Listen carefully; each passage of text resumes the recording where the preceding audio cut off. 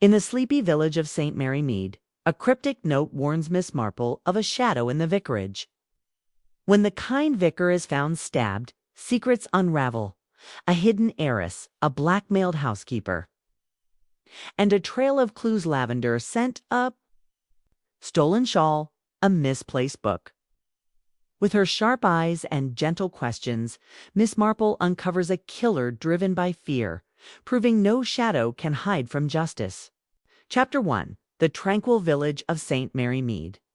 The sun peeked over the hills, painting the sky pink and gold. St. Mary Mead, a tiny village tucked in the English countryside, woke up slow and steady, like it always did. Birds chirped in the old oak trees, and the smell of fresh bread floated from Mr. Pye's bakery. The cobblestone paths, worn smooth by years of footsteps, wound past neat cottages with roses climbing their walls. It was the kind of place where everyone knew everyone, and secrets didn't stay secret for long, or so folks thought. Miss Jane Marple lived in a small house called Dane Mead, right at the edge of the village green. She was old, with silver hair pinned neatly under a soft hat, and her eyes sparkled like she knew more than she let on. Most days she sat by her window knitting scarves or sweaters, her needles clicking in a steady rhythm. But knitting wasn't all she did. Miss Marple watched. She noticed things, little things, like how Mrs. Price Ridley always hurried past the vicarage, or how young Tommy Black never looked you in the eye. To her, the village was like a puzzle, and every person was a piece that fit just so. That morning, Miss Marple was up early, her teapot steaming on the stove. She wore a wool skirt and a lavender blouse, her favorite brooch pinned to her chest. The air was crisp, carrying the scent of dew and grass through her open window. She poured her tea, stirred in a lump of sugar, and settled into her armchair. Her knitting basket sat nearby, a ball of blue yarn spilling over the edge. She picked up her needles, but her eyes drifted to the green outside. The village was quiet, but not empty. Old Mr. Giles shuffled toward the post office, his cane tapping the stones. Two boys raced by laughing, their school bags bouncing. Across the green, the vicarage stood tall, its ivy-covered walls glowing in the morning light. Reverend Clement, the vicar, was a kind man, always ready with a smile or a word of advice. Miss Marple liked him, though she thought he was too trusting for his own good. As she sipped her tea, something caught her eye. A shadow moved near her gate quick, like a cat slipping through the bushes. She set her cup down and leaned forward. The shadow was gone, but a small white square lay on her doorstep, bright against the gray stone. A letter? No, too small. A note, maybe? Miss Marple's heart gave a little jump, not from fear, but from curiosity. She wasn't one for surprises, but she loved a mystery. She stood, smoothing her skirt, and walked to the door. Her steps were slow but sure, her back straight despite her years. She opened the door, and a cool breeze brushed her face. The note was there, folded once, no envelope, no name. She picked it up, her fingers careful, like she was handling a clue. Back inside, she sat at her kitchen table, the note in front of her, her teacup steamed, forgotten. The paper was plain, the kind you'd find in any shop. She unfolded it, and her eyes narrowed. In neat, slanted handwriting, it read, "Beware the shadow in the vicarage." Miss Marple read it again, her lips pressed tight. 5 words, simple but heavy, like stones dropped in a pond. A shadow in the vicarage. It could mean anything: a person, a secret, a danger. She turned the paper over, but the back was blank. No signature, no hint of who sent it. She tapped her finger on the table, thinking. St. Mary Mead wasn't perfect. People argued, gossiped, hid things. But a warning like this, it felt different, sharper. Miss Marple folded the note and slipped it into her pocket. She'd keep it close just in case. Her tea was cold now, but she didn't mind. Her mind was buzzing, piecing things together like threads in a quilt. She thought about the vicarage. Reverend Clement lived there with his wife, Griselda, a lively young woman who loved parties and forgot appointments. They had a baby, Little Leonard and a housekeeper, Mrs. Babcock, who kept the place spotless. The vicarage was the heart of the village, where people went for comfort or advice. A shadow there didn't make sense. Lest someone was hiding something, Miss Marple stood and walked to her window. The village green was busier now. Mrs. Price Ridley, the village's biggest talker, was chatting with Miss Hartnell, her hands waving like she was telling a grand story. Miss Marple smiled faintly. If anyone knew about shadows, it was Mrs. Price Ridley, but she'd have to be careful asking questions. Gossip spread fast, and Miss Marple didn't want to stir things up yet. She decided to take a walk. Fresh air helped her think, and she wanted to see the vicarage up close. She grabbed her coat, a soft gray one, and her hat. The note stayed in her pocket, a quiet weight. As she stepped outside, the sun warmed her face, and the village felt peaceful again. But Miss Marple knew better. Peace could hide trouble, like a weed under a rosebush. The path to the vicarage was short. Past the bakery and the post office, Mr. Pye waved from his shop, his apron dusted with flour. "Morning, Miss Marple," he called. She nodded her smile. Polite, she didn't stop to chat, though she usually did. Mind was on the note. The vicarage gate creaked as she pushed it open. The garden was tidy, with daffodils nodding in the breeze.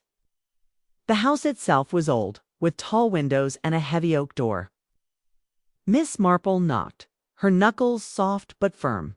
Footsteps came, and Mrs. Babcock opened the door. She was a stout woman, with gray streaks in her hair and a face that didn't smile easy. "Good morning, Miss Marple," Mrs. Babcock said, wiping her hands on her apron. "What brings you?" "Just a visit," Miss Marple said, her voice light. "Is the vicar in?" Mrs. Babcock hesitated. Just a flicker, but Miss Marple caught it. "He's in his study," she said. "Busy with sermons, you know." "Of course," Miss Marple said. "I won't keep him. May I come in?" Mrs. Babcock stepped aside, and Miss Marple walked into the hall. The air smelled of polish and flowers, but there was something else, lavender, faint but sharp. Miss Marple's nose twitched. Griselda loved roses, not lavender. Odd. The vicar's study was down the hall, its door half open. Miss Marple peeked in as she passed. Reverend Clement sat at his desk, papers scattered around him. He looked up, his face tired but kind. "Miss Marple." "What a surprise! Come in, please." She stepped inside, her eyes scanning the room. Books lined the walls, some old, some new. A Bible lay open on the desk, next to a cup of tea. Everything seemed normal, but Miss Marple's fingers brushed the note in her pocket. "I was passing by," she said, "and thought I'd say hello." "It's Griselda." "Oh, full of energy," the vicar said, chuckling. "She's out with Leonard visiting Mrs. Dane." He leaned back, his chair creaking. "And you?" "Keeping busy always," Miss Marple said, smiling. She sat in a chair by the desk, her hands folded. "The village seems quiet lately." "No troubles." The vicar's smile faded just a touch. "Quiet? Yes." Though he stopped, then shook his head. "Nothing worth mentioning. Just the usual worries." Miss Marple tilted her head. "Worries?" He waved a hand. "Oh, you know. People come to me with their problems. Money, family, secrets." He laughed, but it sounded forced. "Nothing serious." She nodded, but her mind was racing. Secrets. The note had said shadow, not trouble. She wanted to ask more, but pushing too hard would shut him up. Instead, she said, "You do so much for us. It must be hard carrying everyone's burdens." "Not at all," he said, but his eyes didn't meet hers. He stood, shuffling papers. "I should get back to my sermon. Will you stay for tea?" "No, thank you," Miss Marple said, rising. "I've taken enough of your time." She smiled, but her thoughts were elsewhere. The lavender smell, the vicar's unease, the note, they were pieces. But the puzzle wasn't clear yet. Back outside, the sun was higher, warming the garden. Miss Marple walked slowly, her eyes on the ground. Near the gate, she stopped. A footprint, small and fresh, pressed into the soft earth. A woman's shoe by the size. She glanced back at the vicarage, but no one was there. The footprint could be Griselda's or Mrs. Babcock's or someone else's. She left the vicarage and headed home, her steps thoughtful. The village buzzed around her, children playing, dogs barking, Mrs. Price Ridley's voice carrying across the green. Marple's hand rested on the note in her pocket. Beware the shadow in the vicarage. It wasn't just a warning. It was a challenge, and Miss Marple never backed down from one. Back at Danemead, she hung her coat and sat by the window. Her knitting lay untouched. She took out the note and read it again, her eyes sharp. The village might look peaceful, but something was wrong. She'd find out what, piece by piece, like always. For now, she'd watch and wait. Shadows couldn't hide forever. Chapter 2. The Vicarage Tragedy. The morning sun climbed higher. But a chill hung over St. Mary Mead. Miss Jane Marple sat in her armchair, knitting needles still, the mysterious note from her doorstep tucked in her pocket. Its words, beware. The shadow in the vicarage echoed in her mind, sharp and unsettling. She'd visited the vicarage yesterday, chatted with Reverend Clement, and noticed the faint lavender scent and his uneasy smile. Something was off, but she hadn't puzzled it out yet.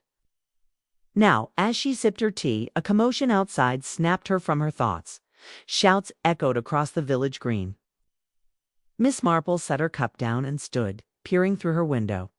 A small crowd gathered near the vicarage. Gate Mrs. Price Ridley, her hat askew, waving her arms.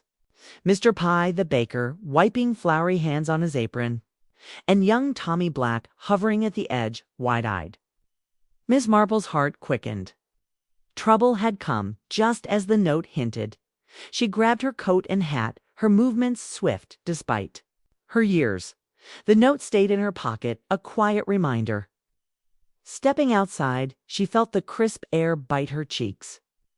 The village, usually sleepy, buzzed with nervous energy. She crossed the green, her shoes crunching on the duet grass, and joined the crowd. Mrs. Price Ridley spotted her and pounced. "Oh, Miss Marple, it's dreadful!" she cried, her voice shrill. "The vicar, Reverend Clementi's dead. Murdered, right in his own study." Miss Marple's breath caught, but her face stayed calm. "Murdered," she said, her voice steady. "Are you sure?" "Sure as day," Mrs. Price Ridley said, clutching her shawl. "Mrs. Babcock found him this morning, stiff as a board, with a letter opener in his chest. Blood everywhere," she said. The crowd murmured, heads shaking. Miss Marple's mind raced. Reverend Clement, kind and trusting, dead, she pictured. His tired smile from yesterday, his vague talk of worries and secrets. The note in her pocket felt heavier. Shadow in the vicarage. Had it been a warning she'd failed to heed? Who's with Mrs. Babcock now? Miss Marple asked. "Griselda's there." "Poor thing," Mr. Pye said, his voice low. "She's in a state with the baby and all. Dr. Haydock's been called and the police are coming." Miss Marple nodded, her eyes drifting to the vicarage. Its ivy-covered walls looked the same, but a darkness clung to it now. She needed to see the study to find the pieces of this puzzle. "I'll go to Griselda," she said, already moving toward the gate. The vicarage garden was quiet, the daffodils drooping as if they knew. Miss Marple knocked, and Mrs. Babcock opened the door.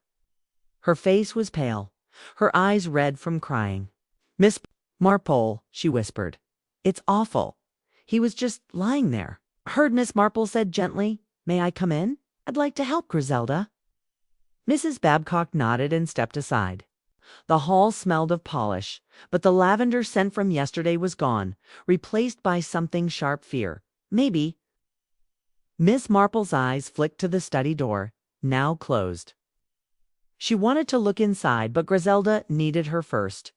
Griselda sat in the parlor, cradling baby Leonard. Her face was streaked with tears, her bright energy dulled. "Oh, Jane," she said, using Miss Marple's first name, a sign of her distress. Who would do this? He was so good, so kind. Miss Marple sat beside her, her hand resting on Griselda's arm. "I know, dear. Tell me what happened." Griselda sniffed, rocking Leonard. Mrs. Babcock came in early, like always. She went to the study to tidy up, and she screamed. I ran down, and there he was, on the floor, with that horrible letter opener. She choked, unable to finish. "Did you see anyone else?" Miss Marple asked. "Anyone near the vicarage last night or this morning?" Griselda shook her head. "No, I was up late with Leonard, but I didn't hear anything. The house was quiet." Miss Marple patted her hand, her mind working. A letter opener wasn't a thief's weapon. It was personal, something grabbed in a moment of rage. She glanced at Mrs. Babcock, who hovered by the door, twisting her apron. "Mrs. Babcock, did you notice anything odd when you arrived?" Housekeeper flinched, her eyes darting away. "No, miss." Door was locked, like always. I let myself in and went straight to the study. That's when I saw him. Miss Marple nodded, but she caught the tremble in Mrs. Babcock's voice. She was hiding something, or maybe just scared. Either way, it was a piece to tuck away. A heavy knock came at the front door. Mrs. Babcock hurried to answer. An Inspector Slack strode in, his boots loud on the wood floor. He was a tall man, red-faced, with a temper as short as his patience. Behind him came Constable Higgs, carrying a notebook. Slack barely glanced at Miss Marple before barking, "Where's the body?" In the study, Mrs. Babcock said, pointing. "I didn't touch anything, I swear." Slack marched to the study, flinging the door open. Miss Marple followed, keeping back but close enough to see. The room was dim, the curtains half drawn. Reverend Clement lay on the rug, his eyes open, staring at nothing. A silver letter opener stuck out of his chest, blood staining his shirt dark. Papers were scattered on the desk, and a chair was tipped over, like there'd been a struggle. Slack knelt by the body, his face grim. "Looks like a robbery," he said. "Thief came in, got caught, panicked, and stabbed him. Probably took whatever was handy." Miss Marple tilted her head. "A robbery," she said, her voice mild.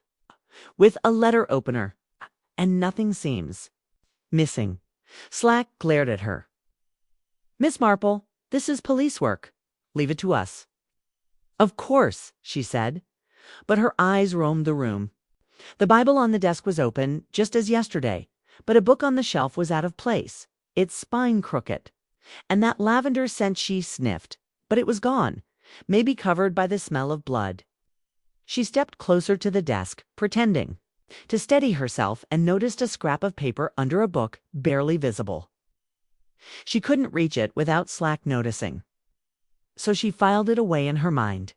"Constable," Slack said, "search the room. Look for forced windows, footprints, anything."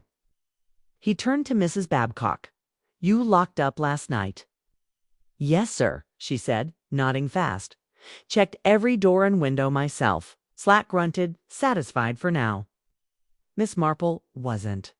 Locked doors didn't mean much if someone had a key or if the killer was already inside. She glanced at Griselda, who stood in the parlor doorway, clutching Leonard.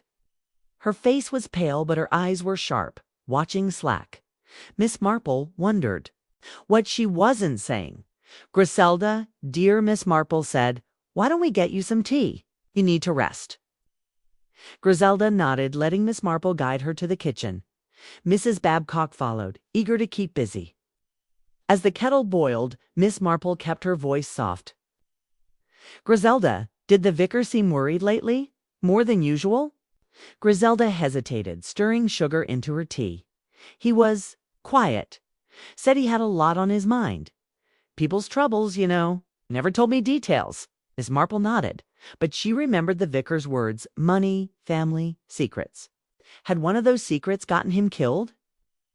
She sipped her tea, her eyes on Mrs. Babcock, who was scrubbing a spotless counter. The housekeeper's hands shook just a little. The kitchen door swung open, and Dr. Haydock walked in, his bag in hand. He was a sturdy man, with gray hair and a calm way that put people at ease. "Griselda," he said, "I'm so sorry. I've checked the vicar. Nothing more I can do until the coroner arrives." "Thank you," Griselda whispered. Miss Marple watched the doctor. He'd been in the village for years, knew everyone's ailments and habits. If anyone noticed something odd, it'd be him. Dr. Haydock, Miss Marple said, "Did you see the vicar recently? Was he well?" The doctor paused, setting his bag down. "Saw him last week. He was tired, maybe a bit stressed, but healthy enough." "Why, just wondering," Miss Marple said, smiling, but her mind ticked over. Tired, stressed, keeping secrets. The pieces were piling up, but they didn't fit yet. Slack stomped into the kitchen, his face redder than before. "No signs of a break-in," he said. "Windows locked, doors fine. Looks like the killer knew the place." Miss Marple's eyebrows lifted, but she said nothing. Slack's robbery idea was crumbling, and he didn't like it. She stood, smoothing her skirt. "I should get back," she said. "Griselda, I'll check on you later. Mrs. Babcock, take care." Outside, the crowd had grown. Mrs. Price Ridley grabbed Miss Marple's arm. "What did you see? Is it true? A letter opener." "Who'd do such a thing?" Now, miss," Marple said, patting her hand. "The police are handling it. Best not to gossip." Gah. But gossip was already spreading, like ripples in a pond. As Miss Marple walked home, she heard whispers about the vicar, about Griselda, even about Mrs. Babcock. She passed the vicarage gate and paused, remembering the footprint she'd seen yesterday. It was gone now, trampled by the crowd. She sighed, her hand brushing the note in her pocket. Back at Danemead, she hung her coat and sat by the window. The village green was quiet again, but the air felt heavy, like a storm was coming. She took out the note and read it once more. "Beware the shadow in the vicarage." The shadow had struck, and Reverend Clement was dead. But why? And who? Marple picked up her knitting, her needles clicking softly. The misplaced book, the scrap of paper, the missing lavender scent. They were clues, small but sharp. She thought of Mrs. Babcock's trembling hands, Griselda's sharp eyes, Dr. Haydock's careful words. Someone knew something, and she'd find out who. For now she'd watch, listen, and wait. Shadows couldn't stay hidden, not from her. Chapter 3. Whispers of Scandal. The sun dipped low, casting long shadows over St. Mary Mead. Miss Jane Marple sat by her window, her knitting untouched. The mysterious note, "Beware the shadow in the vicarage," still in her pocket. Reverend Clement's murder had shaken the village, and the air buzzed with fear and gossip. She'd seen the vicar's body in the study, the letter opener in his chest, the scattered papers, and that misplaced book. Inspector Slack called it a robbery. But Miss Marple knew better. The note had warned her, and now she was hunting for answers. The village green was quieter now. The crowd gone, but whispers lingered like smoke. Miss Marple needed to hear them. Gossip, messy as it was, often hid bits of truth. She decided to visit Mrs. Price Ridley, the village's biggest talker. If anyone had heard something about the vicarage, it'd be her. Miss Marple put on her coat, a soft gray one, and her hat. The note stayed in her pocket, a silent nudge to keep her sharp. The path to Mrs. Price Ridley's cottage wound past the bakery, where Mr. Pye was sweeping his step. "Evening, Miss Marple," he called, his voice heavy. "Terrible day." "Terrible. Indeed," she said, pausing. "Have you heard anything about the vicarage?" Mr. Pye leaned on his broom, glancing around. "Folks are saying it's no robbery. Too neat, they say. And some are pointing at that new girl, Clara Wren, seen. Her arguing with the vicar last week, out by the church." Miss Marple's ears pricked up. Clara Wren, the quiet newcomer who kept to herself. "Arguing," she said, keeping her voice light. "About what?" Mr. Pye shrugged. "Dunno," but she looked upset, and he wasn't happy either. Odd girl. That one. Always hiding something. Miss Marple nodded, tucking the information away. "Thank you, Mr. Pye. I'll be off." Mrs. Price Ridley's cottage was a tidy place, with lace curtains and roses by the door. Miss Marple knocked, and the door flew open. Mrs. Price Ridley stood there, Her face flushed, her eyes gleaming with the thrill of news. "Miss Marple, come in, come in. Just put the kettle on. You've heard, of course, about the vicar." "Have," Miss Marple said, stepping inside. The parlor smelled of lavender and cake, a plate of scones already on the table. She sat, smoothing her skirt, and let Mrs. Price Ridley talk. "It didn't take long. It's a scandal. That's what it is," Mrs. Price Ridley said, pouring tea with a clatter. "Murdered in his own study, and with a letter opener, of all things. I told Mr. Ridley this morning. I said, this is no robbery. A thief would have taken the silver, not stabbed the poor man." Miss Marple sipped her tea, her eyes on Mrs. Price Ridley's hands, which waved like flags. "What do you think happened then?" she asked. Mrs. Price Ridley leaned forward, her voice dropping. "Mark my words, it's personal. Someone hated him or feared him. And I'll tell you who's suspicious, that Clara Wren, shady girl, always skulking about. I saw her myself, arguing with the vicar outside the church. Tuesday it was, just after lunch. She was red in the face, and he was shaking his head like he was scolding her." Miss Marple's fingers brushed the note in her pocket. "Clara again. What were they saying?" she asked. "Couldn't hear," Mrs. Price Ridley admitted, sniffing too far off. "But it wasn't friendly." "And you know Clara's been coming to the vicarage a lot lately. Griselda told me the vicar was counseling her, helping with some trouble." "Trouble? Huh, I bet she's the trouble." Miss Marple tilted her head. "Counseling? Did Griselda say what kind?" Mrs. Price Ridley waved a hand. "Oh, you know Griselda, vague as mist. Said Clara had a hard past or some such nonsense, but I say she's hiding something. Why else would she come to St. Mary Mead, a nobody, with no family? And those clothes too fine for a girl with no money?" Miss Marple nodded, her mind ticking. Clara Wren, arguing with the vicar, visiting the vicarage, maybe hiding a past. It fit with the vicar's talk of secrets and the note's warning of a shadow. But gossip wasn't proof. She needed more. "Anyone else acting odd?" she asked, taking a scone to keep Mrs. Price Ridley talking. "Well," Mrs. Price Ridley said, her eyes narrowing, "Mrs. Babcock's been jumpy. Saw her at the shop yesterday, buying candles like she was stocking a cathedral. And she snapped at Miss Hartnell for asking about the vicar. Not like her at all."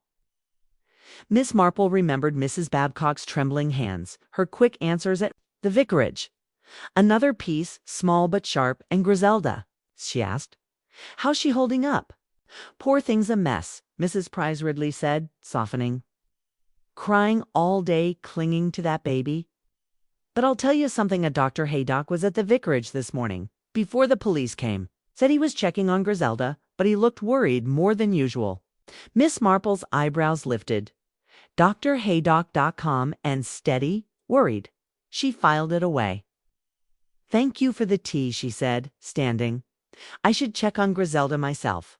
Mrs. Price Ridley beamed, pleased to have spilled her news. "Do that. And if you hear anything, you'll tell me, won't you?" "Course," Miss Marple said, smiling. But she wouldn't. Gossip was a tool, not a game. Outside, the sky was turning purple, the air cool. Miss Marple walked slowly, thinking. Clara Wren was the name on everyone's lips. Her argument with the vicar, a bright thread in the tangle. Mrs. Babcock's nerves and Dr. Haydock's worry were fainter threads, but just as real. She needed to see Clara to judge her for herself. Clara lived in a small cottage near the church, rented from old Mr. Giles. Miss Marple knocked her knuckles soft. The door opened slowly, and Clara stood there, her face pale, her dark hair pulled back tight. She was young, maybe 25, with sharp green eyes that darted like a cornered cat's. "Miss Marple," she said, her voice low. "What do you want?" "It's just a visit," Miss Marple said, her smile warm. "May I come in?" Clara hesitated, then stepped aside. The cottage was plain, with a single chair and a table. A teapot sat on the counter, steam curling from its spout. Miss Marple sat, her eyes gentle but sharp, catching details: a locket around Clara's neck, a book on the table, its cover worn. "I'm sorry about the vicar," she said. "You knew him, didn't you?" Clara's fingers touched the locket. A quick, nervous move. "Yes," she said. "He was kind. Helped me when I needed it." "Helped with what, dear?" Miss Marple asked, her voice soft as a lullaby. Clara's eyes flicked away. "Just things. I had a rough time before I came here. He listened. That's all." Miss Marple nodded, but she saw the tightness in Clara's jaw, the way her hand gripped the locket. "Must be hard," she said. "Being new in a village like this. People talk." Clara's face hardened. "They do. They say I've fought with him, don't they?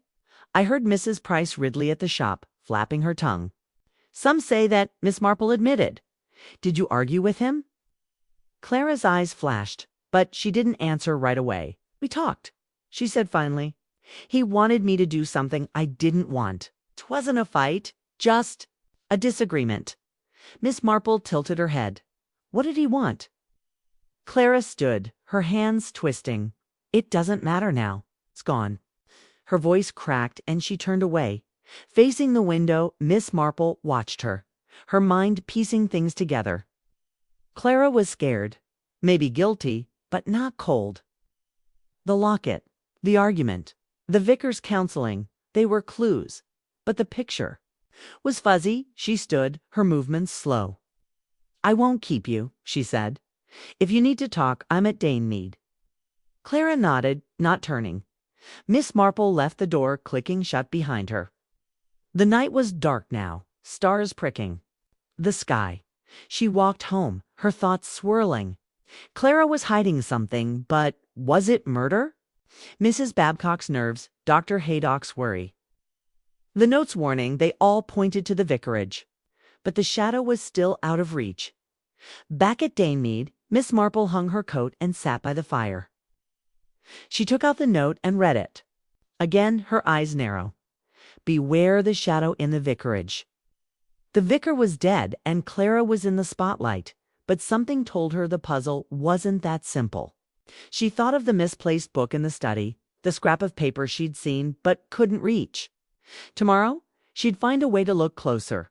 For now, she picked up her knitting, the needles clicking softly.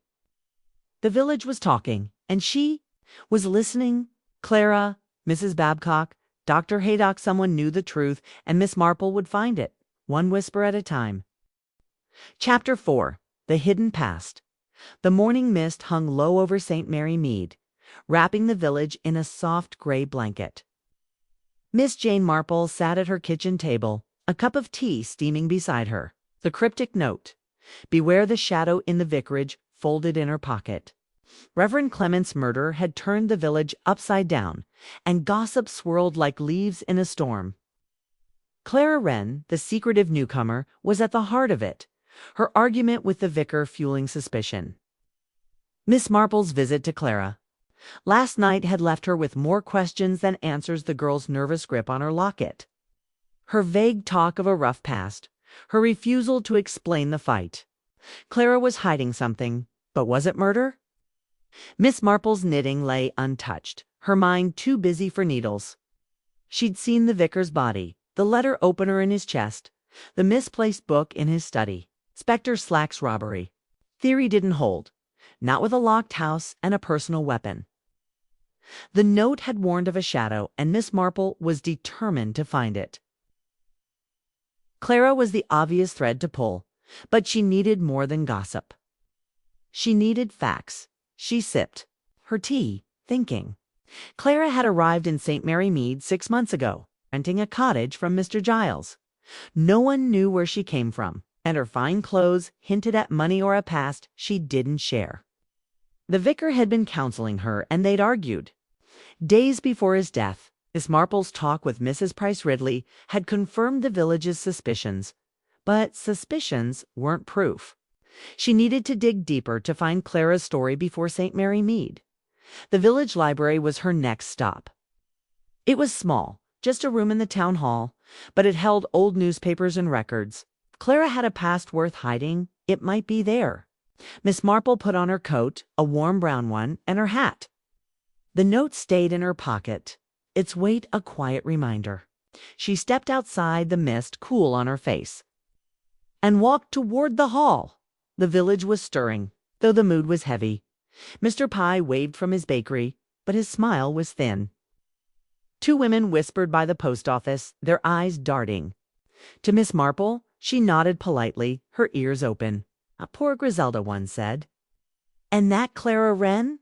I bet she's mixed up in it." Miss Marple kept walking, her lips pressed tight. The village was quick to judge, but she needed truth.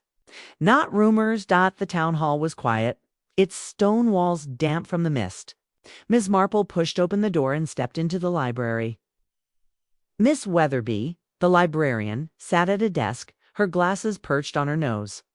"Miss Marple," she said, looking up.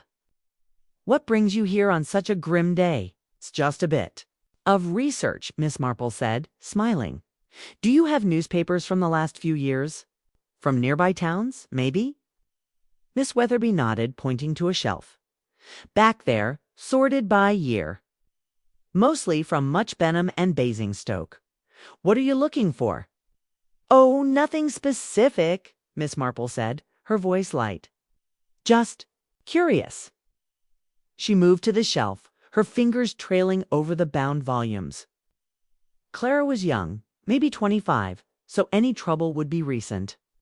Miss Marple pulled down newspapers from 3 years ago, starting with Much Benham. She sat at a table, the pages crackling as she turned them, her eyes scanning headlines. The library was silent, save for Miss Weatherby's soft humming. Miss Marple read quickly, skipping stories about fairs and floods. Then, in a July issue, a headline caught her. "Heiress vanishes after family scandal." Her heart gave a little jump. She leaned closer, reading. The article told of Eleanor Grayson, a young woman from a wealthy Much Benham family. Her father, a banker, had died, leaving her a fortune. But Eleanor disappeared after a public fight with her uncle, who'd tried to control her money. The uncle claimed she'd run off with a lover, but no one knew for sure. A grainy photo showed Eleanor dark hair, sharp eyes, a locket at her throat. Miss Marple's breath caught. The girl looked like Clara. She read on. To Grayson fortune was tied to a trust, and Eleanor's uncle had been accused of mishandling it. There were hints of theft, but nothing proven. Eleanor's disappearance ended the investigation, and the money vanished with her.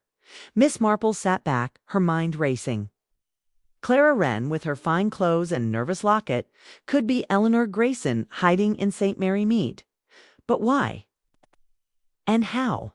Did the vicar fit in? She flipped through more papers, searching for follow-ups. A later article mentioned a reward for Eleanor's return, but no trace was found. Another described the uncle, Mr. Harold Grayson, as a stern but respectable man. Miss Marple's eyes narrowed.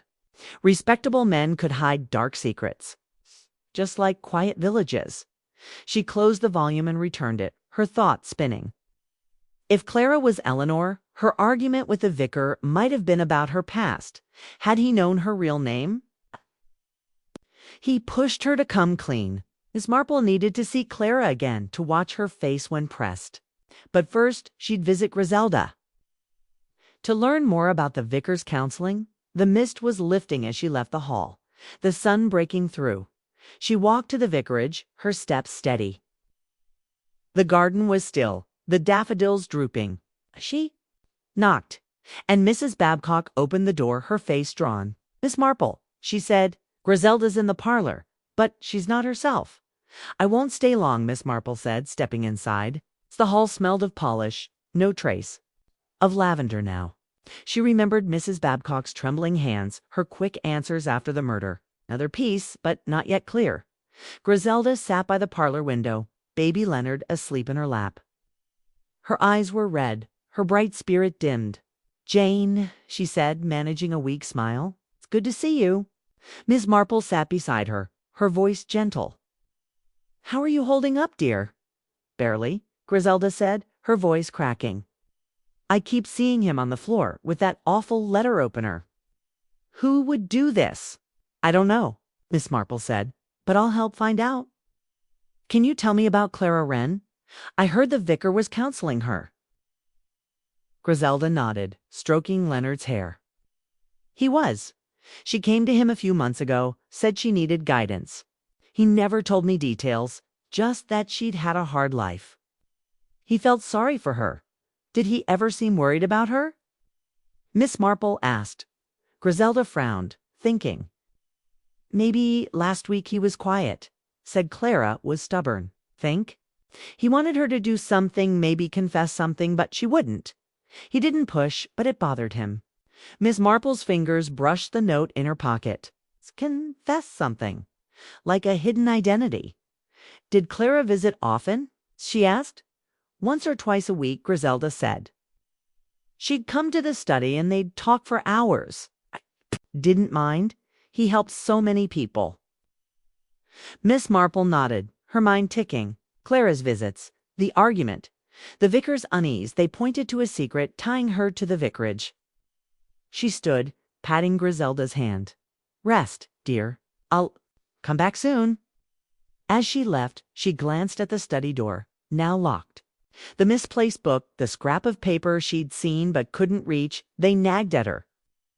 She needed to get inside, but Inspector Slack was watching the place. She'd find a way. Later, her next stop was Clara's cottage. The sun was higher now, warming the cobblestones. Miss Marple knocked and Clara opened the door, her face pale, her green eyes wary. Miss Marple, she said, again. Just checking on you, Miss Marple said, her smile warm.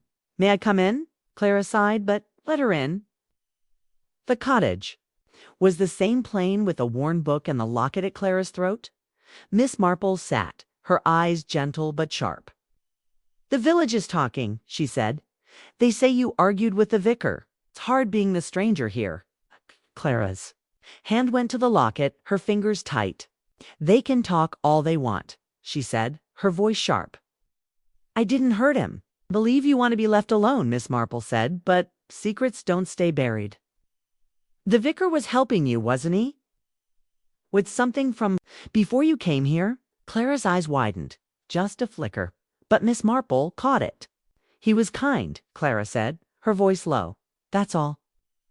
Miss Marple leaned forward, her voice soft. Clara, if you're in trouble, you can tell me.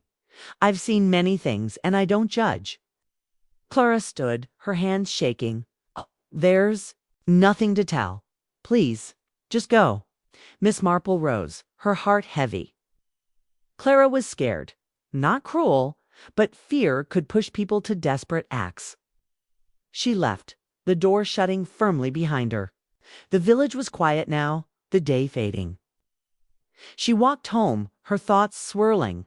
Clara as Eleanor Grayson, hiding from a scandal, tied to the vicar's death it fit. But not perfectly. The note, the book, Mrs. Babcock's nerves, they were. Pieces, but the puzzle wasn't whole. Back at Dane Mead, Miss Marple hung her coat and sat by the fire. She took out the note and read it again. Beware the shadow in the vicarage. Clara was part of it, but not all. She thought of the locket, the newspaper story, the vicar's push for a confession. Tomorrow, she'd try the study again and maybe talk to Dr. Haydock. For now, she picked up her knitting, the needles clicking softly. The shadow was close, and she'd find it, one stitch at a time. Chapter 5. The Midnight Intruder. The moon hung high over St. Mary Mead, silver light spilling across the village green. Miss Jane Marple sat by her window, a shawl around her shoulders. The cryptic note, Beware the shadow in the vicarage, in her pocket. Reverend Clement's murder had cracked the village's calm, and every whisper pointed to Clara Wren, the secretive newcomer tied to a vanished heiress, Eleanor Grayson. Miss Marple's library research and visit to Clara had sharpened her suspicions, but the puzzle wasn't complete. The misplaced book in the vicar's study, the scrap of paper she'd glimpsed. Mrs. Babcock's nerves, they were pieces, and she needed more. Sleep wouldn't come. Her knitting lay still, her mind too busy. She thought of Clara's locket, her refusal to explain the argument with the vicar, The newspaper story of a missing fortune. The note had warned of a shadow, and Miss Marple felt it close, lurking in the vicarage's shadows. She sipped cold tea, her eyes on the green. The village was quiet, but quiet could hide trouble. A flicker caught her eyes shadow moving near the vicarage gate. It's quick and silent, like a fox slipping through the dark. Miss Marple leaned forward, her heart quickening. Ack! The figure paused, then darted toward the vicarage's side window. An intruder. Her fingers tightened on her shawl. She couldn't chase them herself, not at her age, but she could act. She stood, her movements steady, and grabbed her coat. Her nephew, Raymond West, was staying at the inn, visiting for a few days. He was young, quick, and wouldn't ask too many questions. She scribbled a note, urgent, vicarage intruder. Come quick. And slipped it under her neighbor's door. Young Tommy Black, with a penny to run it to the inn. Tommy was sneaky but reliable, and he'd be fast. Miss Marple stepped outside, the night air sharp. She kept to the shadows, her eyes on the vicarage. Figaro was gone, but a faint glow came from the study window, like a candle or a torch. Her pocket held the note, its words heavy. Beware the shadow. Was this the shadow? Back to cover? Their tracks. She stayed by the bakery, hidden in its doorway, watching. Minutes passed, her breath fogging in the cold. Then footsteps. Raymond, his coat half-buttoned, his face alert. Aunt Jane, he whispered, reaching her. What's this about an intruder? Someone's in the vicarage, she said, pointing. Study window. I saw a light. Go look. But be careful. Raymond nodded. His writer's curiosity sparked. He crept toward the vicarage, keeping low. Miss Marple followed slower, her eyes sharp. The glow was gone now, the window dark. Raymond reached the side of the house, peering in. He stiffened, then waved her over. His face tense. She joined him, her heart pounding but her face calm. Study window was cracked open, its latch broken. Glass glinted on the grass, and a scrap of fabric hung on the frame, torn and fluttering. Raymond pushed the window wider, peering inside. Empty, he whispered. But someone was here. Look. Pointed to the floor where muddy footprints smudged the rug leading to the desk. The Bible was still open, but the misplaced book Miss Marple had noticed was gone. The scrap of paper she'd seen was missing too. Her lips pressed tight. The intruder had taken something or left something behind. Don't touch anything, she said. The police need to see this. Raymond nodded, pulling the window shut. I'll get Slack, he said. Stay here. No, Miss Marple said. I'm going home. Tell Inspector Slack I saw the light from my window. Don't mention me being here. Raymond frowned, but didn't argue. He jogged off toward the police station, and Miss Marple slipped back to Danemead, her mind racing. The torn fabric nagged at her pattern, embroidered with tiny flowers, unusual for a thief's cloak. She'd seen it before, but where? Inside, she lit a lamp and sat, her shawl still on. The note came out of her pocket, its words stark. Beware the shadow in the vicarage. The intruder was bold, coming so soon after the murder. They wanted something in the study, maybe the book, maybe the paper. She thought of Clara, her locket, her secrets. Could she have crept back? Or was it someone else, tied to the vicar's worries about money and secrets? The fabric tugged at her memory. She closed her eyes, picturing the village. Mrs. Price Ridley's. Shawls were plain, Griselda's were bright, but the pattern delicate old-fashioned felt familiar. Then it hit her. Mrs. Babcock, the vicarage housekeeper, had a shawl like that draped over a chair in the parlor. Miss Marple's eyes opened, sharp. Mrs. Babcock, jumpy and quick to answer. Could she be the shadow? A knock startled her. Raymond stood at the door. Inspector Slack behind him, red-faced and grumpy. Miss Marple, Slack said, stepping in. Your nephew says you saw a light at the vicarage. What's this nonsense? No nonsense, she said, her voice mild.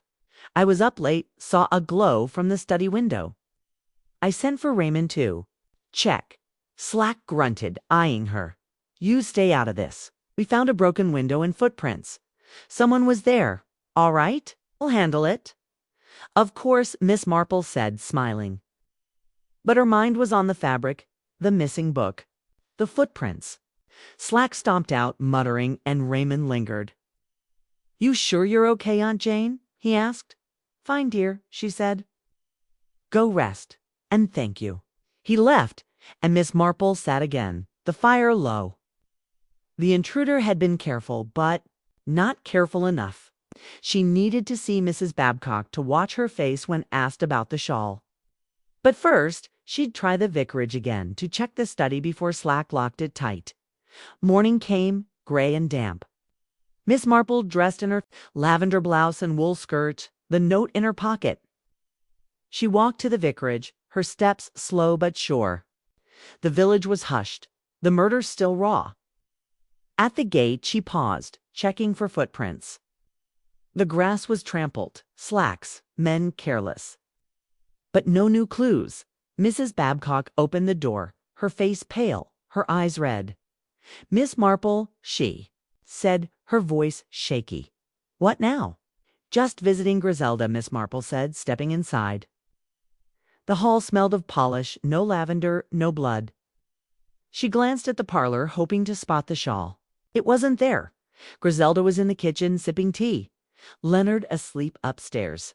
Jane, she said, her voice tired. You're kind to keep coming. I worry, Miss Marple said, sitting. Did you hear anything last night? A noise, maybe? Griselda shook her head. Nothing. I was up with Leonard, but the house was quiet. Miss Marple nodded, her eyes on Mrs. Babcock, who hovered by the sink, scrubbing a clean pot. Mrs. Babcock, she said, you must be exhausted, keeping this place tidy with all that's happened. Mrs. Babcock flinched, her hands pausing. It's my job, she said, not looking up. Your shawl, Miss Marple said, her voice light. The one with the flower pattern, it's lovely. Do you still have it? Mrs. Babcock's face went white, her hands trembling. Shawl? She said, I lost it weeks ago. Miss Marple's heart quickened, but her face stayed calm. Oh, what a pity, she said. It was so pretty. Mrs. Babcock turned away, scrubbing harder. Miss Marple sipped her tea, her mind ticking, lost or torn on a window frame. She needed to see the study, but Slack's men were there. Boots loud in the hall. Griselda, she said, may I use the restroom? Of course, Griselda said, pointing. Miss Marple stood, moving slowly, her eyes on the study door. It was ajar, Constable Higgs inside, scribbling notes. She slipped closer, pretending to adjust her hat and peeked in. The room was the same desk cluttered. Bible open, but the shelf was neater, the missing book gone. The rug showed no footprints now, cleaned or covered. She couldn't see the desk closely, but the scrap of paper was definitely gone. Higgs looked up, frowning. Miss Marple, what are you doing? Just passing, she said, smiling. Sorry to bother you? She moved on, her heart heavy. The intruder had taken what they came for, but the fabric was a clue. And Mrs. Babcock's lie was another.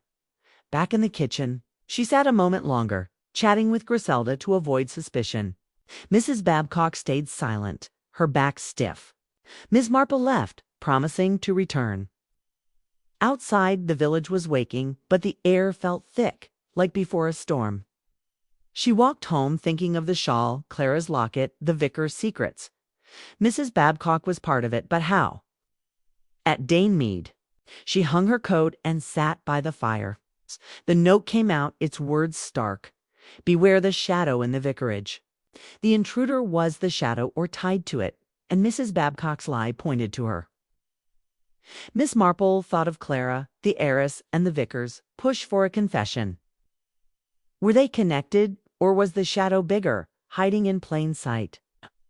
She picked up her knitting, the needles clicking softly. Tomorrow, she'd talk to Dr. Haydock, who'd been worried before the murder. For now, she'd watch and wait. Shadows left traces, and she'd follow them, one step at a time. Chapter 6. The Housekeeper's Secret. The morning sun struggled through heavy clouds, casting a dull light over St. Mary Mead. Miss Jane Marple sat at her kitchen table, a pot of tea steaming, the cryptic note, "Beware the shadow in the vicarage," folded in her pocket. Reverend Clement's murder had shattered the village's peace, and the midnight intruder at the vicarage had tightened the knot of mystery. The torn fabric on the window frame, with its embroidered flowers, pointed to Mrs. Babcock's shawl, and her lie about losing it rang like a warning bell. Clara Wren, the secretive newcomer, possibly hiding as heiress Eleanor Grayson, remained a puzzle, but Mrs. Babcock's fear was a fresh clue. Miss Marple's knitting lay still, her mind weaving threads. Clara's locket, the missing book, the vicar's talk of secrets, and now the housekeeper's trembling hands. She sipped her tea, a cup warm against her fingers. The intruder had taken something from the study, likely the misplaced book or the scrap of paper she'd glimpsed. Mrs. Babcock's shawl tied her to the break-in, but why would she risk it? Miss Marple thought back to the vicarage, Mrs. Babcock's jumpy answers, her pale face after the murder. The housekeeper knew something, maybe more than Clara. Today Miss Marple would face her, gently but firmly. To find the truth, she dressed in her wool skirt and a soft blue blouse, pinning her brooch to her chest. The note stayed in her pocket, its words, "Beware the shadow," a quiet push. She grabbed her coat and hat, stepping into the chilly air. The village was subdued, the green empty except for a few children kicking a ball. Gossip still buzzed, but fear had muted it. Miss Marple walked toward the vicarage, her steps slow, her eyes scanning for clues. The gate creaked as she pushed it open, the garden silent. Daffodils limp from the cold. Mrs. Babcock answered her knock, her face drawn, her apron twisted in her hands. "Miss Marple," she said, her voice thin. "Griselda's out with the baby. What do you want?" "Word with you," Miss Marple said, her smile kind but firm. "May I come in?" Mrs. Babcock hesitated, her eyes darting, then stepped aside. The hall smelled of polish. No lavender, no blood. Miss Marple followed her to the kitchen, where a kettle hissed on the stove. She sat, her hands folded, watching Mrs. Babcock's nervous movements, swiping a clean counter, fussing with cups. "You've had a hard time," Miss Marple said, her voice soft. "The murder, then that break-in last night. It's a lot." Mrs. Babcock froze, her back to Miss Marple. "Break-in," she said, her voice high. "I didn't hear about that." "Oh, yes," Miss Marple said, her tone light. "Someone got into the study, broke a window, left a bit of fabric behind with flowers on it. Like your shawl, the one you said you lost." Mrs. Babcock turned, her face white, her hands gripping the counter. "I told you I lost it," she said, her voice shaking. "Weeks ago." Miss Marple tilted her head, her eyes gentle but sharp. "Mrs. Babcock, I'm not here to judge, but lying makes things harder. If you were at the vicarage last night, or if you know something, tell me. I can help." Mrs. Babcock's eyes filled with tears, and she sank into a chair, her hands covering her face. "Oh, Miss Marple," she whispered. "I didn't kill him, I swear it." "I believe you," Miss Marple said, leaning forward. "But you're scared. Why?" Mrs. Babcock's shoulders shook, her voice barely audible. "It's the vicar. He knew something about me, something from years ago. A mistake when I was young. I took money, just a little, from a house I worked in. I paid it back, but he found out. Said he'd keep it quiet if I helped him." Miss Marple's heart quickened, but her face stayed calm. "Helped him how?" Mrs. Babcock wiped her eyes, her voice low. "He wanted me to watch Clara Wren. Listen when she came to the vicarage. Tell him what she said. He thought she was hiding something big. I didn't want to, but I needed this job.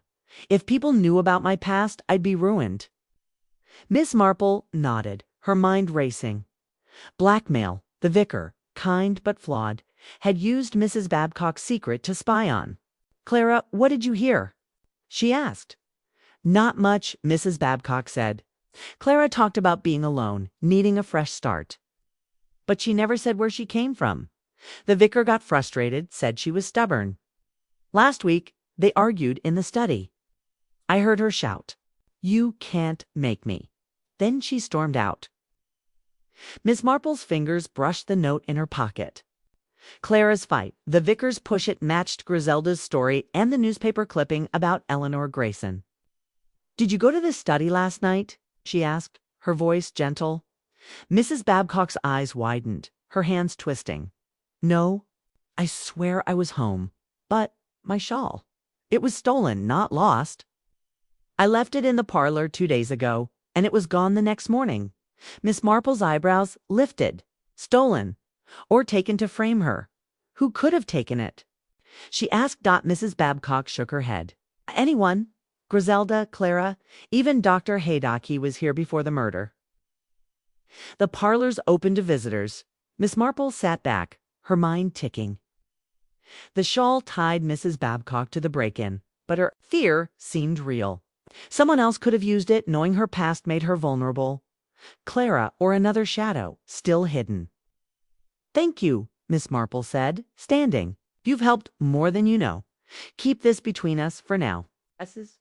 Babcock nodded, her face pale but relieved. Miss Marple left the kitchen, glancing at the study door, still locked by Slack's orders. She needed to see it to check for traces the intruder left. As she stepped into the hall, Griselda walked in, Leonard in her arms, her face tired but composed. "Jane," Griselda said, managing a smile. "You're here again." "Just checking on you," Miss Marple said, her eyes warm. "How are you, dear?" "Surviving," Griselda said, setting Leonard in a cradle. "The police are useless. Slack keeps saying robbery, but nothing's missing. It's maddening." Miss Marple nodded, her mind on the study. "May I look at the study for my own peace of mind?" Griselda hesitated, then shrugged. "Slacks. Men are done for now. The key's in the drawer." She pointed to a hall table. Miss Marple's heart lifted. A chance at last. She took the key, her fingers steady, and unlocked the study door. The room was dim, the curtains drawn. The desk was cluttered, the Bible open, but the shelf was neater, the missing book gone. She stepped to the desk, her eyes scanning. The scrap of paper was still missing, but a faint mark caught her eyes, a smudge of ink on the blotter, shaped like a letter, maybe a C. Clara? Or coincidence? She checked the rug, but the footprints were gone, cleaned or covered. The window frame where the fabric had caught was bare now. Slack's men careless with evidence. She sighed, her heart heavy. The intruder had been thorough, but the ink smudge was new, a tiny clue. She left the study, locking the door, and returned the key. Griselda was in the parlor, rocking Leonard. "Find anything?" she asked. "Nothing." "Clear," Miss Marple said, smiling. "But it helps to see." She didn't mention the smudge or Mrs. Babcock's confession. Griselda had enough weight on her. Outside, the clouds were breaking, the sun weak but warm. Miss Marple walked home, her thoughts swirling. Mrs. Babcock's blackmail explained her fear, but not the murder. The shawl stolen or planted pointed to a clever killer framing the housekeeper to shift blame. Clara remained central, her argument, her locket. Her possible past as Eleanor Grayson, but Mrs. Babcock's story suggested others knew the vicar's secrets. She passed the church, where Clara's cottage stood. No smoke rose from the chimney. No movement inside. Miss Marple considered knocking, but decided against it. Clara was scared, and pushing too hard might close her off. Instead, she thought of Dr. Haydock, who'd been worried before the murder. He might know more about the vicar's state of mind. At Danemead, she hung her coat and sat by the fire. The note came out, its words stark. "Beware the shadow in the vicarage." Mrs. Babcock wasn't the shadow, but she'd been caught in its web. The ink smudge, the stolen shawl, Clara's silence, they were pieces, fitting slowly. Miss Marple needed to see Dr. Haydock, and maybe Clara again, to test her reaction to the break-in. She picked up her knitting, the needles clicking softly. The village was quiet, but the shadow was moving, leaving traces. She'd follow them, one stitch at a time, until the truth came clear. Chapter 7. The Shocking Revelation. The afternoon sky over St. Mary Mead was heavy with clouds, promising rain. Miss Jane Marple sat by her parlor window, a cryptic note. "Beware the shadow in the vicarage," in her pocket, its words a constant. Prod, Reverend Clement's murder had unraveled the village's calm. And the midnight intruder, the torn shawl, and Mrs. Babcock's confession had tightened the mystery. Clara Wren, possibly the missing heiress, Eleanor Grayson, stood at its heart, her locket and argument with the vicar. Key clues.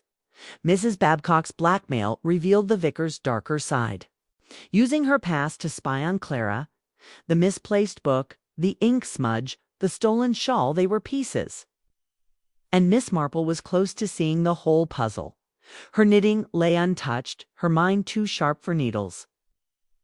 The shadow in the vicarage wasn't just Clara or Mrs. Babcock. It was someone close, trusted, who'd struck with a letter opener in a moment of rage. She'd gathered enough Clara's secret past, Mrs. Babcock's fear, Dr. Haydock's worry. The lavender scent to bring the suspects together. Quiet confrontation, not with Inspector Slack's bluster, but with her own gentle probing, would draw the truth out. She sipped her tea, planning.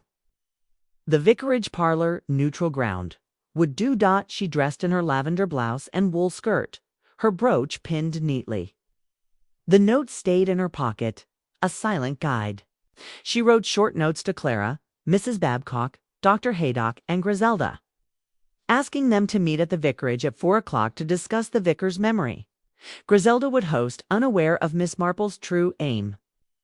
She sent young Tommy Black to deliver them, his quick feet perfect for the task. The village was hushed, the air thick with coming rain. Miss Marple walked to the vicarage, her umbrella tucked under her arm. The green was empty, the bakery's lights dim. At the gate she paused, remembering the footprint she'd seen days ago, now lost to trampled grass. She knocked, and Griselda opened the door, her face tired but welcoming. "Jane," she said, "your note was sweet. A gathering for him. It's a good idea." "I thought it might help," Miss Marple said, stepping inside. The hall smelled of polish. No lavender, no blood. Just a few of us to share memories. Griselda nodded, leading her to the parlor. Leonard slept in his cradle, and a tray of tea and scones sat ready. Miss Marple glanced around. No shawl, no clues, but the space felt right, cozy yet open. She sat, her eyes gentle but sharp, waiting. Dr. Haydock arrived first, his gray hair neat, his face lined with worry. "Miss Marple," he said, shaking her hand. "Good to see you, though the occasion's grim." "It is," she said, smiling, "but remembering him might ease the pain." Mrs. Babcock came next, her apron gone, her hands twisting. She nodded at Miss Marple, her eyes darting, still scared from their talk. Clara was last, her dark hair pulled back, her locket glinting at her throat. She sat stiffly, her green eyes wary, avoiding Mrs. Babcock. Griselda poured tea, her hands steady despite her grief. "Thank you for coming," Miss Marple said, her voice soft. "Reverend Clement was dear to us all, and I thought we might share what he meant to us. But first—" She paused, her eyes moving from face to face. "I think we all know his death wasn't a robbery. It was personal, done by someone he trusted." The room went still.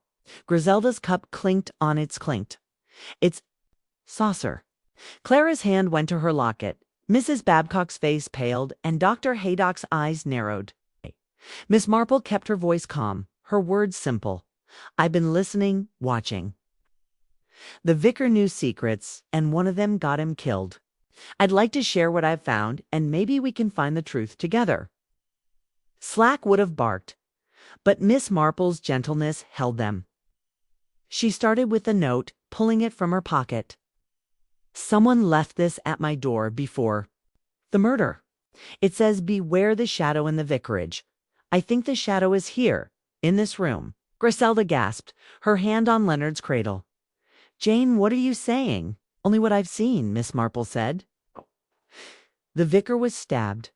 With a letter opener, not a thief's knife. The house was locked. No break-in until last night, when someone went back to the study taking a book and a paper. They left a torn shawl with flowers like one Mrs. Babcock owned. Mrs. Babcock's hands shook, her voice a whisper. I told you it was stolen. I know, Miss Marple said, her eyes kind. And I believe you. But someone took it, to point at you. You told me the vicar knew your past, made you watch Clara. That's true, isn't it? Mrs. Babcock nodded, tears spilling. Clara's face hardened, her fingers tight on the locket. Dr. Haydock shifted, his jaw tight. Miss Marple turned to him. Dr. Haydock, you saw the vicar last week. You said he was stressed. Did he tell you why? Haydock hesitated, his voice low. He mentioned a burden, someone he was trying to help. Said it was weighing on him, but he didn't name names. Miss Marple nodded, her eyes moving to Clara. Clara, the vicar, was counseling you. The village says you argued days before he died. You said he wanted you to do something you refused. What was it? Clara's eyes flashed, her voice sharp. It's private. I didn't hurt him. But you're hiding something, Miss Marple said, her tone gentle.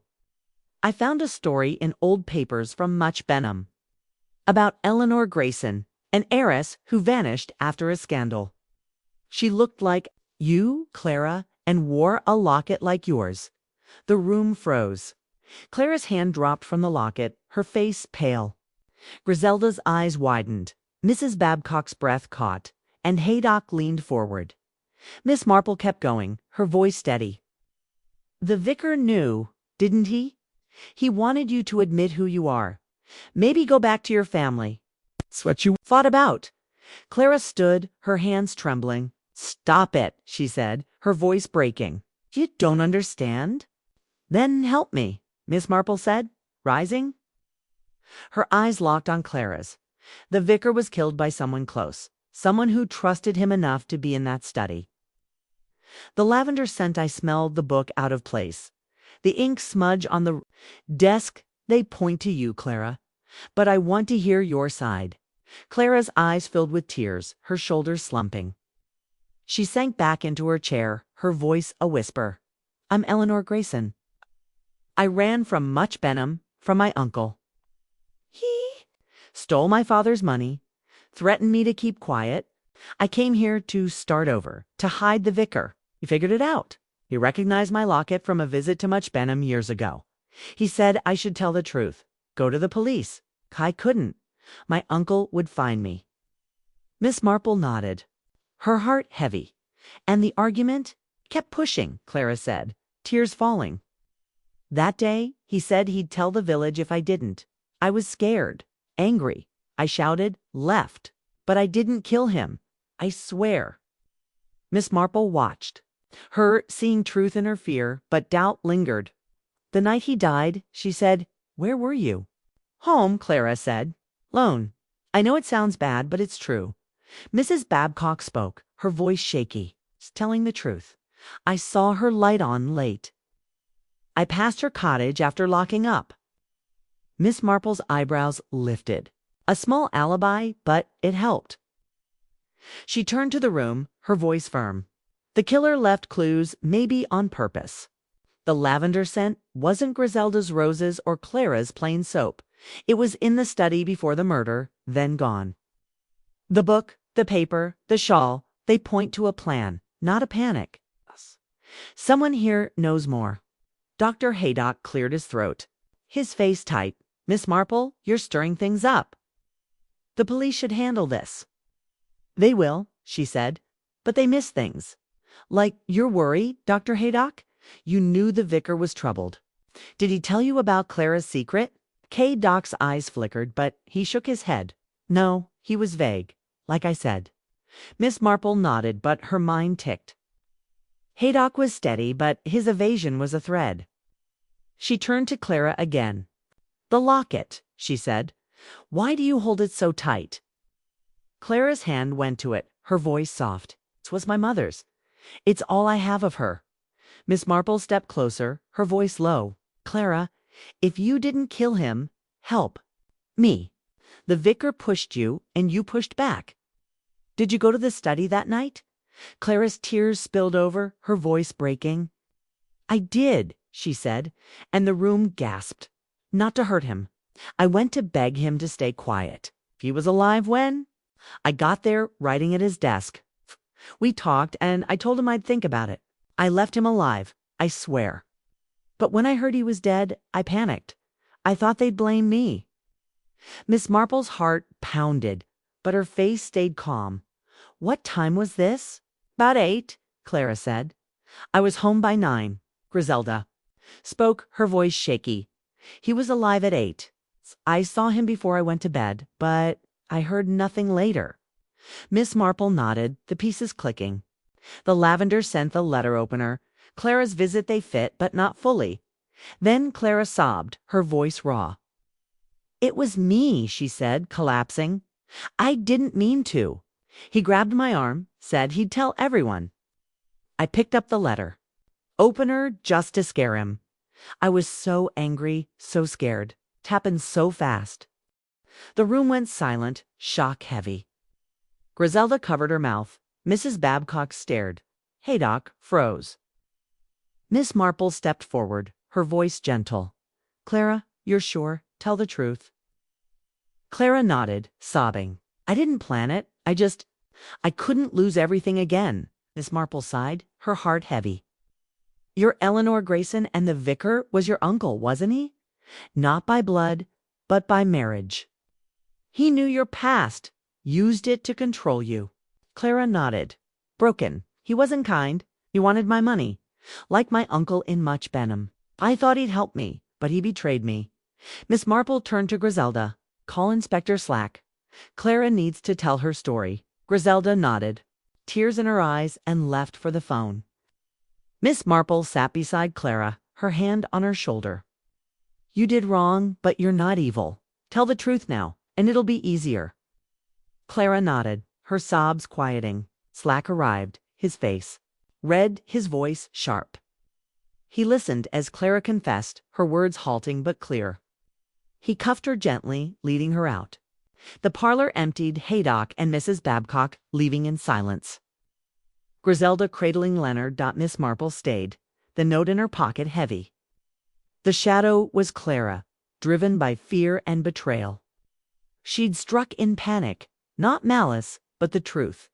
Was out? The lavender scent, the locket, the book they'd pointed true, though the vicar's own flaws had sealed his fate. She walked home, the rain starting, soft and cold. At Danemead she hung her coat and sat by the fire. The note lay on the table, its warning done. The shadow was gone, but the village would carry the scar. She picked up her knitting, the needles clicking, her heart steady. Truth was hard, but it healed, one stitch at a time. Chapter 8. Justice and Quiet. Rain pattered softly on the windows of St. Mary Mead. A gentle drizzle that matched the village's heavy mood. Miss Jane Marple sat in her parlor at Danemead, a fire crackling low. The cryptic note, beware, the shadow in the vicarage, now tucked in a drawer. Clara Wren, revealed as Eleanor Grayson, had confessed to Reverend Clement's murder, her act born of fear and betrayal. The vicar, her uncle by marriage, had pushed her to reveal her hidden past, threatening to expose her as the missing heiress. In a moment of panic, she'd struck him with the letter opener. The truth had come out in the vicarage parlor under Miss Marple's gentle probing, and Clara was now in custody, awaiting justice. The village was quiet again, but the scar of the murder lingered. Miss Marple's knitting lay in her lap, the needles still, her mind tracing the threads of the case. The lavender scent, the misplaced book, the stolen shawl. Mrs. Babcock's blackmail, they had all pointed to Clara, but also to the vicar's flaws. He'd been kind on the surface, but his need to control, to wield secrets like weapons, had sparked his doom. Miss Marple sipped her tea, the cup warm in her hands. and looked out at the rain-soaked green. St. Mary Mead would heal. But it would take time. The morning was slow, the village hushed. Miss Marple dressed in her soft gray skirt and a lavender blouse, her brooch pinned neatly. She wanted to check on Griselda, who'd been shaken by Clara's confession, and perhaps visit Mrs. Babcock, whose own secret had been laid bare. The note was done with, its warning fulfilled, but Miss Marple kept it in her thoughts. A reminder of how fragile peace could be. She grabbed her umbrella and stepped outside, the rain cool on her face. The cobblestone path glistened, and the air smelled of wet grass and roses. The village green was empty, the bakery's lights dim, Mr. Pye no doubt weary from the week's gossip. Miss Marple walked toward the vicarage, her steps steady, her eyes scanning the familiar houses. Clean. Curtains twitched, Mrs. Price Ridley's, no doubt, but no one came out to talk. The village was licking its wounds. At the vicarage gate, she paused, remembering the footprint she'd seen days ago. Now washed away. The garden was soggy, the daffodils bowed under the rain. She knocked, and Mrs. Babcock opened the door, her face less pale but still tired. "Miss Marple," she said, her voice soft. "Come in, out of the wet." "Thank you," Miss Marple said, folding her umbrella. The hall smelled of polish, no trace of lavender or blood. She followed Mrs. Babcock to the parlor, where Griselda sat with Leonard, her eyes red but her smile brave. "Jane," Griselda said, rising, "you're kind to come again." "I wanted to see how you're managing," Miss Marple said, sitting. "It's been a hard few days." Griselda nodded, rocking Leonard gently. "Hard doesn't cover it. I keep thinking of Clara Lonner. She seemed so lost, not cruel. And my husband." Her voice broke and she looked away. "He wasn't perfect, was he?" Miss Marple's heart ached, but her voice stayed gentle. "No one is, dear. He meant well, but he held secrets too tightly. It hurt people, Clara, most of all." Mrs. Babcock hovered by the door, her hands twisting. Miss Marple turned to her. "And you, Mrs. Babcock? You've carried a heavy load with your own past exposed." Mrs. Babcock's eyes dropped, but she nodded. "I told Griselda everything," she said, "about the money I took years ago and how the vicar used it against me. She's letting me stay on, thank goodness. I don't know what I'd do otherwise." Griselda reached out, touching Mrs. Babcock's arm. "Your family now," she said. "We'll get through this." Miss Marple smiled, warmth spreading in her chest. The village was small, but its heart was big. "You're both strong," she said, "and Clara will face what she's done. The truth is out, and that's a start." Griselda poured tea, her hands steadier. "What happens to her now?" she asked. "Will they be hard on her?" Miss Marple sipped her tea, thinking. "She'll go to trial," she said. "Her story running from her uncle, hiding here. The vicar's threats will matter. She didn't plan it, and that counts. But she took a life, and there's a price." Griselda nodded, her eyes on Leonard.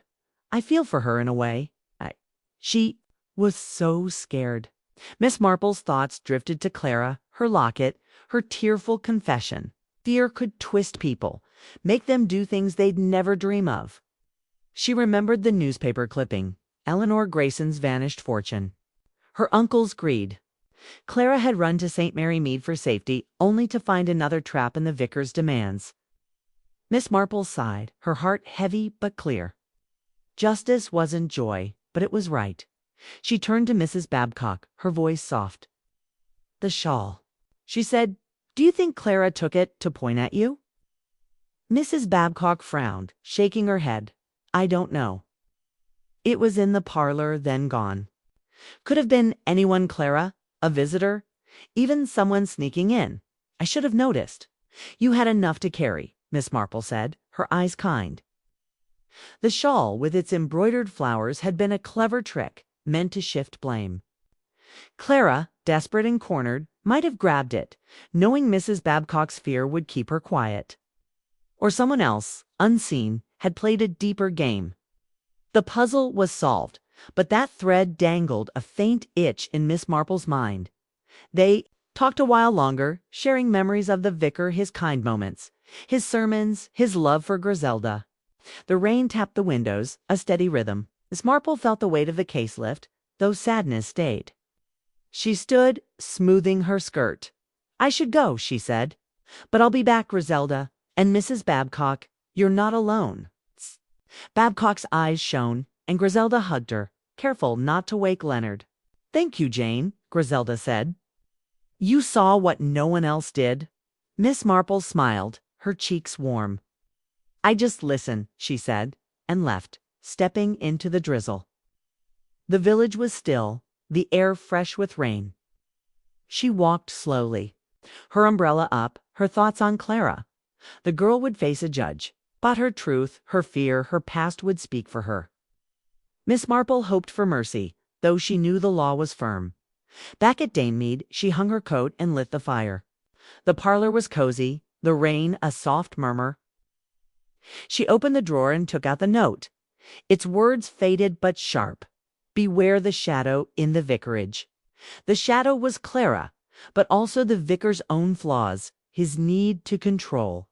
Miss Marple folded it and tucked it away. Done with its warning, she sat picking up her knitting, the needles clicking softly. The village would talk for weeks, Mrs. Pressridley's voice loudest. No doubt, but the truth would settle, like dust after a storm. Miss Marple thought of Dr. Haydock, his quiet worry, and wondered if he'd known more than he'd said. She'd ask, one day, over tea. For now, she let her mind rest, the puzzle complete. The fire crackled and she knitted, her hands steady.